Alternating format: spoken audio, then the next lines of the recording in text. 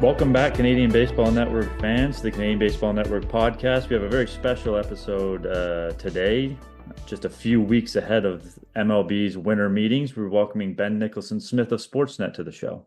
Yeah, Matt, the hot stove is heating up, so who better to get than one of the best insiders in the game?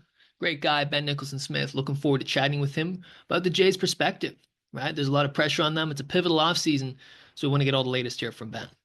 Yeah, definitely going to talk about some Jays being the Canadian Baseball Network, but I'm also curious what happens at the winter meetings. You hear a lot about it, you watch it on TV, but we've never been there. So I want to dive in and pull the curtain back a little bit about what actually goes on.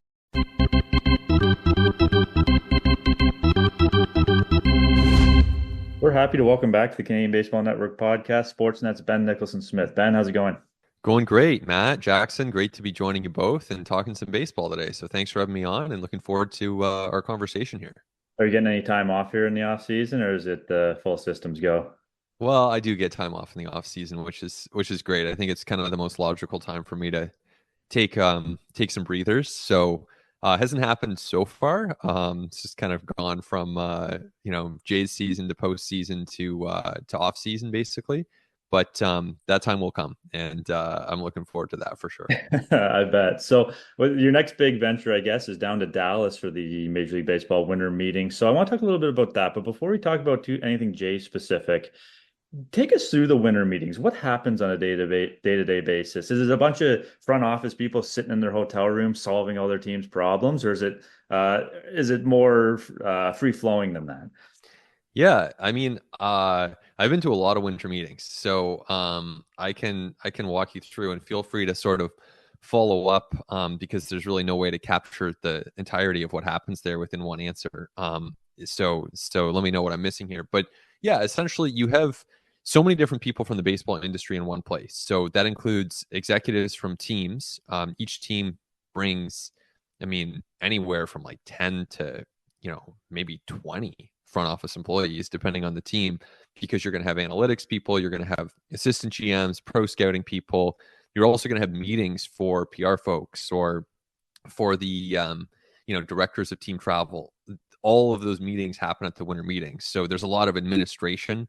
You have equipment manufacturers, you have baseball card companies there. So all these people are there and gathered. And so then that gives a reason for a lot of people to go. There's a lot of hiring and interviewing that happens at the winter meetings too, from a team standpoint. So, if a team is trying to add, let's say it's an assistant in the amateur scouting department or an assistant in the pro scouting department, they might interview 4 or 5 people there and then come away to get a little bit closer to a decision. So all of that is happening underneath kind of the surface, where most of the attention, of course, goes to the major free agents of the moment and the trades that are happening at that period of time. So the teams are in their suites, agents are there. Basically every agent is there. Some agents skip the GM meetings, but basically every agent goes to the winter meetings. So you have everyone there. You have all the TV networks there too, Sportsnet included, of course. But you have all kinds of American TV networks there, which again, is different from the GM meetings. It's just a place where there are way more people, way more producers, way more camera operators, way more media who are writing about things. Every manager is there. So it's a really busy scene. It's a fun time. And usually it's where you have a lot of activity from a transaction standpoint too. What does your role look like there? What are you kind of doing on a day-to-day basis? Yeah. So for me, basically, I just want to gather as much information as I can. And usually the focus is on the Blue Jays, of course. So I'm trying to, there's certain kind of appointments that you have. So there's certain like hard, structured things in your day that you have to get to. So for me, that would be, John Schneider's available one of those days. You're gonna talk to him. That's like a hard time. Then Ross Atkins is typically available in the Jays suite each day of the winter meetings. So there's a couple of media availabilities there that I would attend. And then otherwise, trying to write, trying to do TV. So that gives you kind of a bit more structure to the day. If the TV hit is, say, at 6 Eastern or 7 Eastern, then you're going to try to write as well. And then beyond that, it's trying to, talk to people via text, you just run into people by virtue of having done this for a while now, if I'm in the lobby, I'm going to see people who I recognize, and some of them, will be on a call or, be busy, and other ones will, have time to chat for a few minutes. So for me, it's a lot of juggling. It's a familiar juggling act at this point, but it's kind of a 4-day long juggling act of trying to make sure that I'm being as thorough as I can be when it comes to having various conversations. How many casual conversations happen, and how important is that for your job? So would you be able to see, say, Ross Atkins just walking by? I'm assuming he'll be there, but is it mostly structured when it comes to the higher level of the front office? Yeah. So with someone like Ross Atkins, like each GM has a different approach to the lobby, right? But every general manager in baseball, you don't get to that point without knowing a lot of people in the industry. And sometimes their time is really at a premium at these things. So some GMs are like, I just don't want to go through the lobby. Like, it's too much. I'm going to see too many people. It's going to slow me down too much. Like, they have things they need to do. They're feeling this pressure to get stuff done. So sometimes GMs just don't go to the lobby because they know they're going to see 10 people. They don't want to be rude. They just would rather avoid it. So you actually don't see, you see GMs checking in, of course, like everyone else. They have to check in at the hotel desk, but you don't necessarily see GMs like, shooting the breeze in the lobby for 30 minutes at a time. It's not really how it works for the most part. More likely, you'll see them, there's certain elevator banks that they have to go up and down. So you'll see them kind of scurry away from a certain elevator area. Maybe they go to do a media obligation. Maybe they go out to get dinner. Like, they do pass through the lobby, but a lot of the time it's with other people. They kind of, don't really want to talk in that setting. So, a lot of the time it's not necessarily the GM that you're running into it there. It might be an agent. It might be someone from a different team that's, again, not a GM, but it might be a pro scouting director. It might be someone who's, an assistant GM with a different team. They're not as recognizable. Maybe they can walk through. They're not going to be, accosted by a million media members. So that's part of the challenge. So Ross Atkins isn't asking about your dinner plans on the. I mean, he might, but I would rather, if he does, I'm going to try to probably steer the conversation more to baseball, and just see what the Jays are up to, really. So speaking of the Jays, before we get too in depth about certain free agents and people and players they've been linked to, I don't want to make more of these 3 or 4 days than needs to be, but how much pressure is on the Jays to get something done in this offseason relatively quickly? Well, I think they would say there's pressure to make the team good, but I don't think that they're sitting there thinking we have to be good on December 15th. And to be fair, I think that's a reasonable approach. Like, I don't think that, I think there's a very good chance that the Jays actually end up being pretty patient. And, another word for that is there's a good chance this offseason kind of drags. So, we'll see. It could go in all sorts of different directions, but there is certainly a possibility that the Jays don't make a major addition before January. And, that doesn't mean that they can't have a good team next year. It just means that they would have to finesse it, and they're going to have to, hit on a couple of free agents or trades or whatever the case, and have some of their existing players really step up and bounce back. So I don't think they feel pressure to get better by a certain date. I think that they would say that date is kind of opening day. So that gives them time. Realistically, everyone's going to be happier, and you're going to be in a better place if you can get moves done sooner, because it just gives you that much more structure, and it gives you that much more, direction when it comes to your next moves. Yeah, I think all things being equal, you might want to move sooner, but I wouldn't be holding my breath necessarily on the Jays. So let's talk a little bit of specifics, and we'll talk about the biggest free agent, obviously, in this class, and Juan Soto. And I believe on your podcast at the Letters yesterday, you mentioned about a 5% chance, if I'm not mistaken, the Jays would have in that. Is that right? Yeah, that's what I said. And Arden kind of talked me down a little from there.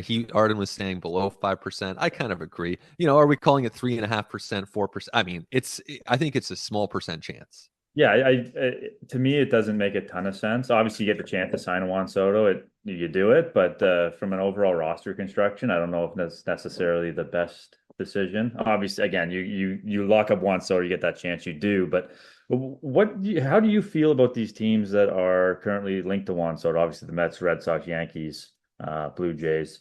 Where do you kind of see this landing potentially? Yeah, it's going to be really interesting, and I'm so fascinated to see where the dollars end up here. I mean, I'm certainly, I think that there's a huge opportunity for some team to sign Juan Soto and get a lot better. So I like the idea of signing Juan Soto to a really big contract. And I'm not going to sit here and criticize it if that's what the Mets end up doing, which, is my prediction. I think the Mets are going to sign him. We'll see.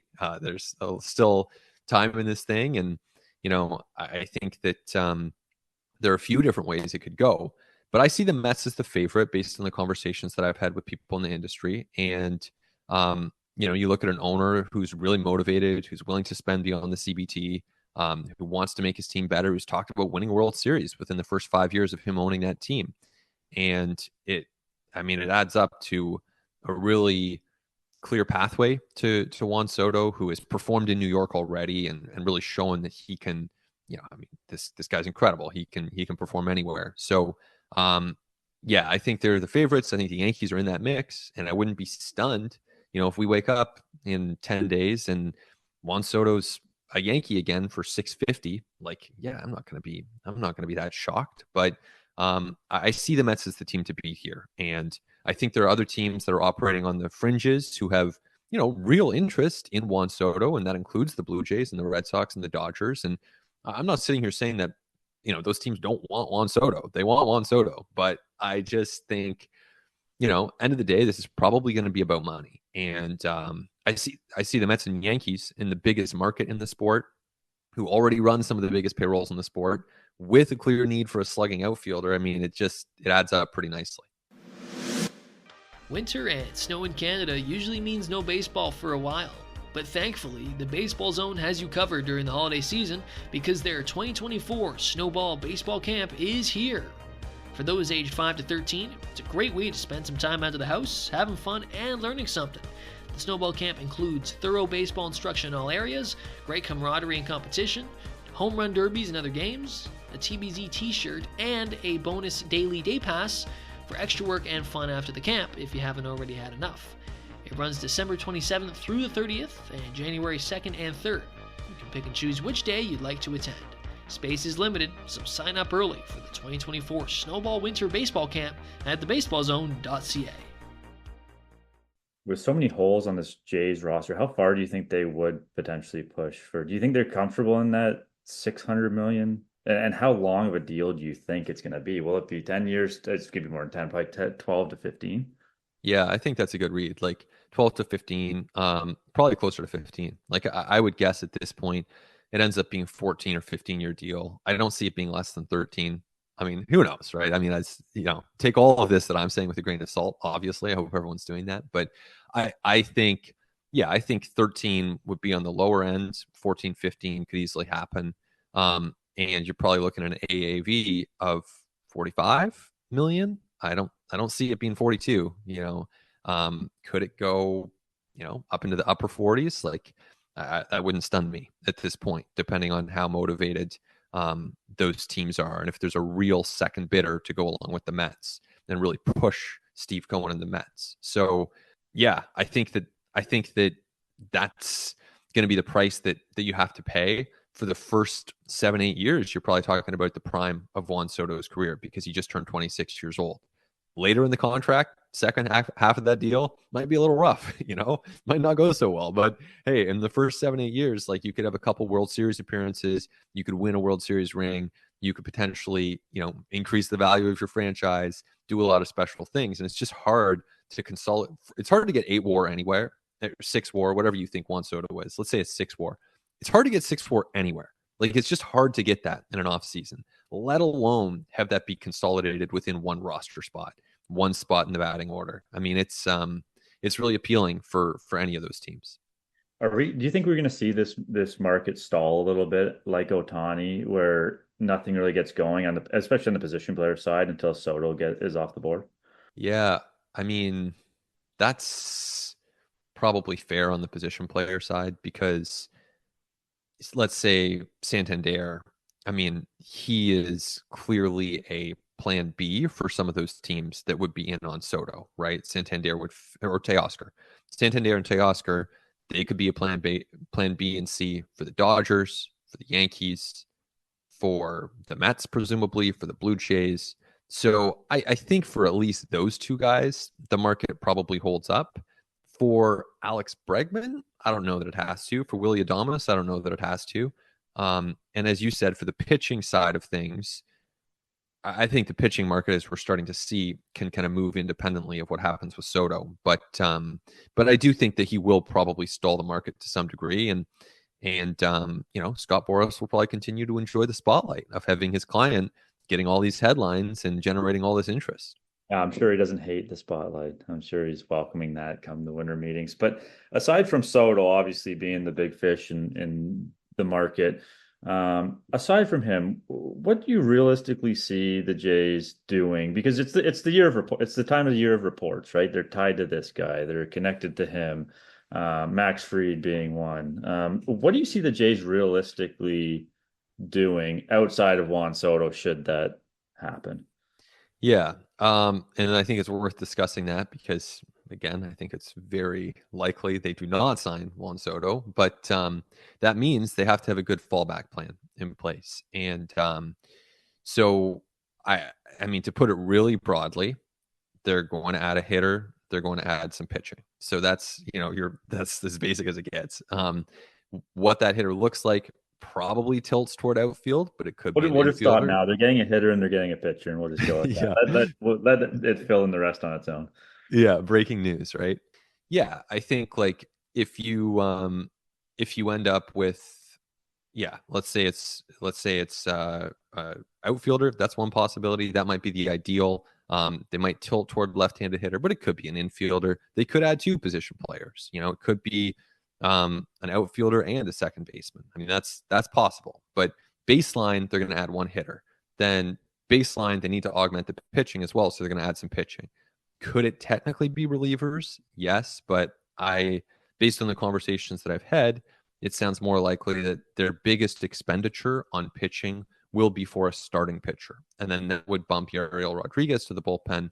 And then they would fill in the bullpen with kind of whatever money they have left at that point. So that's broadly how I see things going. I don't see them, necessarily with the splashiest offseason of any MLB team. Like, I don't think that's going to be them. I think it's more likely that they're putting things together, piece by piece and, hoping that these pieces come together better than the ones they acquired this time last year. They're killing Jays fans right now. That is not what they want. I mean, look, I am so sorry to be the bearer of bad news. I honestly, Matt, like I really wish that I could sit here and say, hey, the Jays are going all in. They're going to sign Corbin Burns. It's a lock. It's, they're close to a deal on a ace starting pitcher, and they're going to sign Soto, and they're going to get Gleyber Torres or Willy Adames. Like, it's one of those two for sure. Lock it in. And they're going to go sign Jeff Hoffman or Tanner Scott. Like, of course, I would love to be telling Blue Jays fans that. Jackson, we can cut all that, eh? We can just cut out the part of I wish I could say that, and we could really Yeah, well, I'll trust you not to. But but look, I think, yeah, I mean, that would be more fun. That would be more memorable. It's not what I have heard. So, I can only say what I've heard. I don't want to mislead Blue Jays fans. I honestly wish, guys, that I was sitting here with better news and talking about a team that had better results and that had better prospects coming up the system. That would be fun to be able to tell Blue Jays fans that something really, really good is coming and we're on the cusp of it. And, maybe that time will come. But as of this moment, that's not where things are at. Is there any players that you've heard that they may be tied to that haven't really been in the news? I know last year when we spoke, you mentioned an ideal trade for them would have been a guy like Brent Rooker, which obviously looks a lot better now than it did even then. But is there anybody kind of off the radar that you've heard them tied to? Obviously, no one knows for sure, but yeah, wow, Rooker. So I had that a year ago. I'm pleased with myself if that's the case. I think you had a Barger as part of a deal for Rooker. That wasn't the full deal. I can't remember exactly what it was, but wow. Brent Rooker fit this roster really well, which, I mean, you hit the nail on the head on that one. I'll take credit for that. That can offset all the Ahmed Rosario takes that I had last offseason, which, we'll set that aside. But yeah, I think, I mean, any name that I've heard of that I can concretely report, I have reported. So I'm not sitting on some, hidden gem here, unfortunately. But, I would say, as I've probably said before, like, when it comes to free agency, the Jays, they really do check on almost everyone. So, to say that they have some interest in pick your top 25 free agent, I mean, it's going to be true. There's not really a position where, except for catcher, like catchers kind of, but then again, there aren't really top free agent catchers out there. So, it's all the catchers who are free agents are backups anyway. So, they need starting pitching. They could use relief pitching. They're going to check that market. They could use outfielders. They could use infielders, even first baseman, right? Because you could technically move Vlad to third.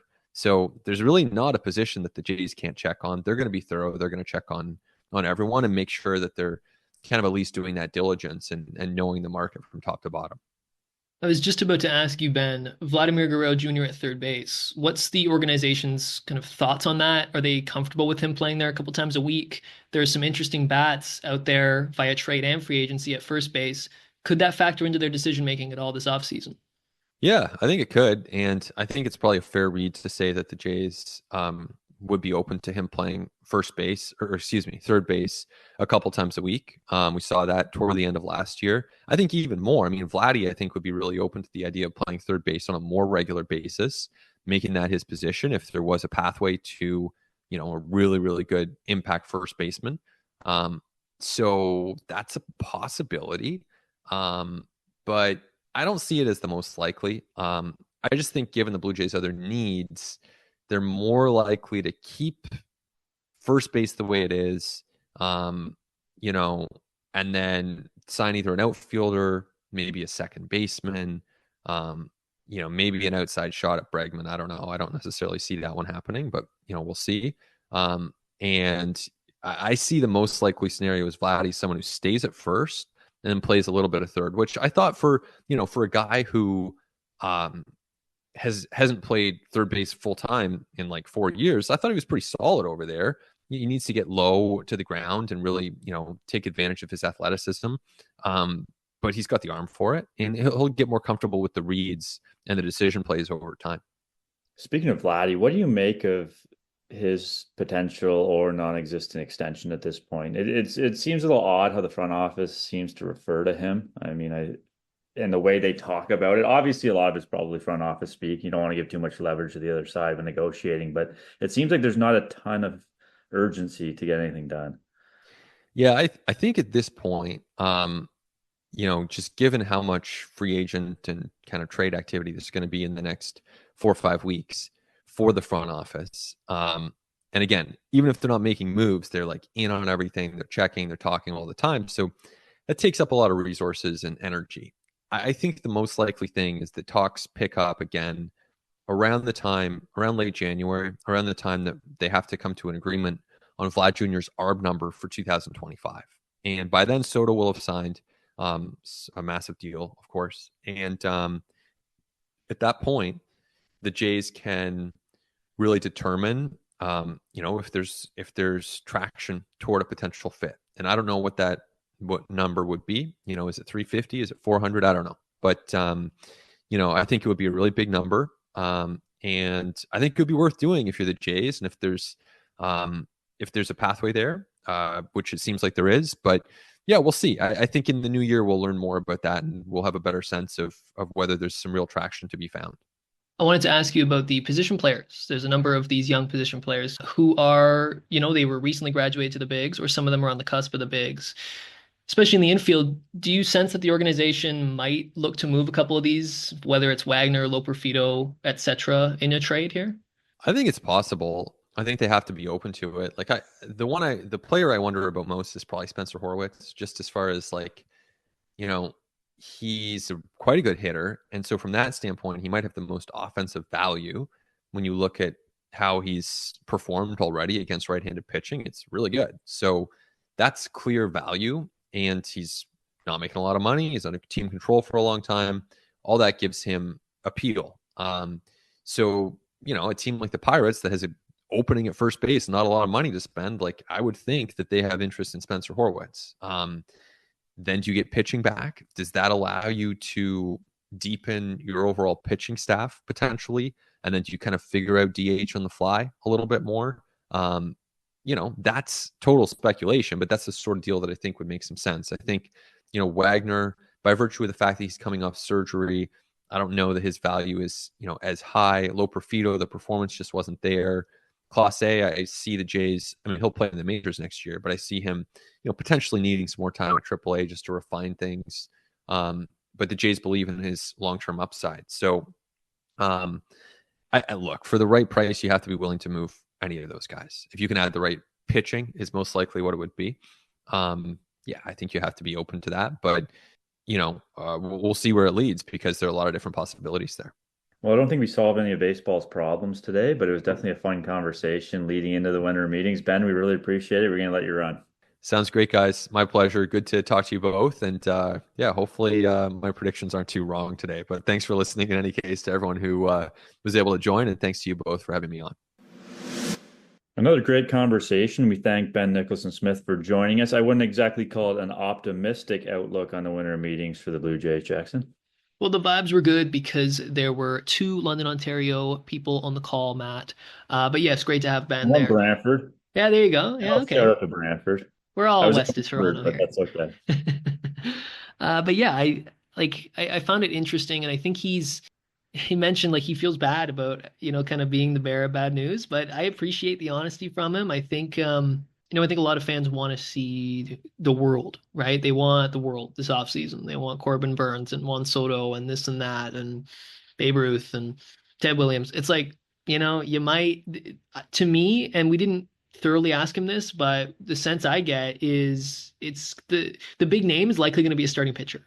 If there is going to be a big name. If it's a Max Fried, dare I say a Corbin Burns, maybe they're in that market. That's a lot of money. But one other thing I noticed, and I found to be interesting when I asked him about some of these young players being moved, right? To me, that seems kind of like a given that you got to think that some of these guys will be moved. But then you start to think about it, as he said, you do the process of elimination. Wagner had surgery. He's right. Not going to have much value. Why would you move him? Same thing with Low Profito. He's a young player. You probably want to see what you have. Barger, maybe, but even, he had a lot of inconsistent play last year. Don't you want to kind of see what you have in these guys? So I think that we do see a trade or two. There will be moves. It's just a matter of if these moves pay off. I just don't know. They're just in such a weird spot with Bo and Vladdy contracts coming to an end after this season. It's, how do you build past this year and who signs up for that? If that makes sense. I think the Vladdy extension is pressing. I think Bo a little less so. But yeah, and that's part of what I said. I don't think the Juan Soto thing makes any sense. Obviously, like I said, you get a chance to sign a Juan Soto, you do it.